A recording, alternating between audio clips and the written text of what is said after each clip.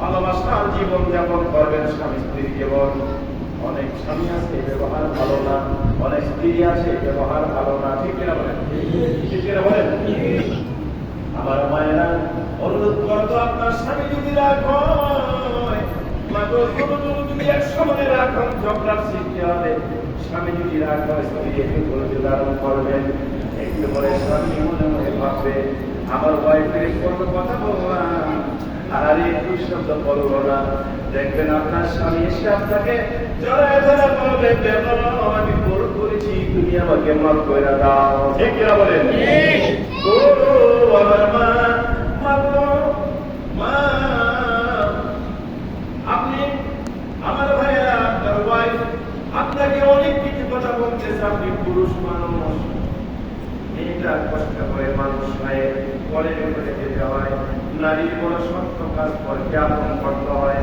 এই মেয়েটাকে দিন করে আপনি করে আনলেন, মেয়েটা সব কিছু সংসার চালায়, ছেলে মেয়ে নিয়ে কাজকর্ম করে বা ডিউটি করে বা যাই করে, একটু রাগ করে কি তার তো মন শুধু খুশি রাগ করতে পারবে? মহিলাদের কি মন নাই, তারা কি একটু রাগ করতে পারবে না? শিক্ষিরা বলে আপনার ওয়াজ যদি রাগ হয়, চুপ থেকে আপনি স্টপ, আপনি স্টপ করবেন, আপনি মুখটা বন্ধ রাখেন, আপনি ধৈর্য ধারণ করেন। আল্লাহ বলেন, দেখবেন কিছুক্ষণ পর আপনার ওয়াইফ মনে মনে ভাববে, আমার স্বামী আমি কত কথা বললাম, যে কি মানুষ, আমার একটা গালিও দিল না। আসলে আমি এটা খারাপ, আমার স্বামী তো মানুষের মতো মানুষ।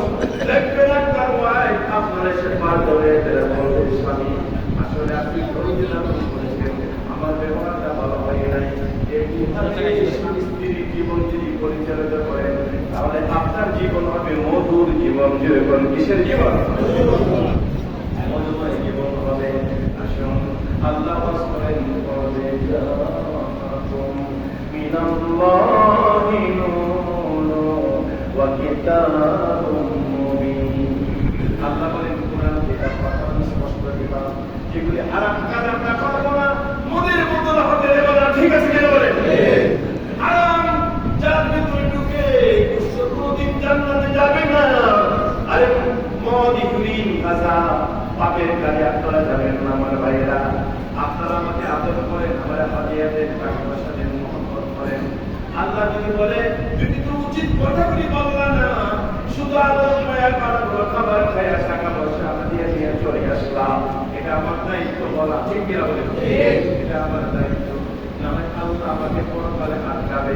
আমার বাবারা, আমারও পরিবার লোকনারা, ও যুবক যুবক ছেলেরা, যুবক রে, আমার আব্বা একটা বাস করতে, যুবকেরা উদাসীন নিয়ে চলো না। তুমি মনে করে না মরবা না, যুবক পরে অকস্মাৎ পুরা বলে অনিবার্য, পুরো পরিবর্ত হঠাৎ করে মরে যায়। কিছুদিন আগে মনে করছে, আর কোথায় কোথায় নৌকা ডুবে শেষ মাত্রা পর্যন্ত মানুষ মারা গেল, 60-70 জন কতগুলি মারা গেল। যুবকরা অ্যাক্সিডেন্ট করে, একটু খেয়াল করো না তোমার মতো আর কত যুবক দুনিয়া হঠাৎ করে ছেড়ে যায়। আগে এরকমটা ছিল না, এখন স্ট্রোক করে মারা যায়। কি করে মারা যায়? মানুষের মা বাবার কাছে কথা বলার সময় পায় না। আরে কার কাছে কি বলবে? এখন যুবক যুবক ছেলেরা স্ট্রোক করে মারা যায়। আল্লাহর কাছে ফিরে আসতে হবে। আল্লাহ বলেন, শোনো, আমি আমার বন্ধুদের পাঠালাম, আমার স্পষ্ট কিতাব পাঠালাম, তোমরা আমার বন্ধু। লাকাদ জাআকা লাকুম ফি রাসূলিল্লাহি উসওয়াতুন হাসানাহ। আমার বন্ধুর সৌন্দর্য আদর্শ দিয়ে জীবনটা সুন্দর করো, তাহলে আমি আল্লাহ তোমার পক্ষে কাজ করব। অন্ধকার থেকে তোমাকে নিয়ে তোমাকে শান্তি নিয়ে বলেন সুবহানাল্লাহ। আসেন আল্লাহ পাক আমাদের মুখে মানে শান্তি করে। আমরা আল্লাহ পাকের কাছে আমরা তওবা করব, দোয়া লাগে কাজ করে। একটু কান্না করে লা ইলাহা ইল্লাল্লাহ, জোরে লা ইলাহা ইল্লাল্লাহ, লা ইলাহা ইল্লাল্লাহ, লা ইলাহা ইল্লাল্লাহ, লা ইলাহা ইল্লাল্লাহ, লা ইলাহা